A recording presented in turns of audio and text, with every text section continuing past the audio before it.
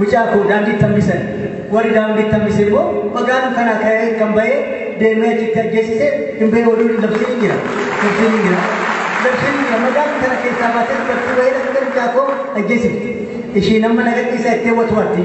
miidiyaan warri dhaga'innan itti immoo anoo nama isa balleesseen qabsiisee maalii namni gadhiifame jettee watuwaatti nan dhaga'a.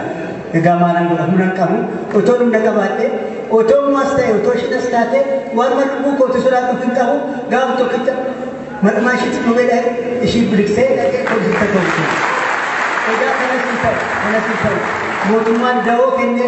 kennee mana hidhaatti mucaa koo daandii tambisan warri daandii tambise immoo magaalaan kana ka'ee kan ba'ee deemee achitti ajjeesise hin ba'e oduu labsiin jira.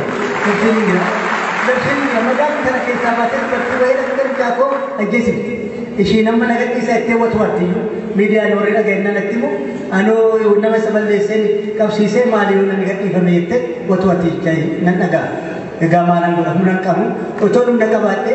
otoo ammas ta'e otoo ishiinas taate waan lubbuu kootu sodaatuuf hin qabu gaafa tokkicha maqmaa ishiitti dhumee ishii biliqsee dhaqee hojjechaa ta'u.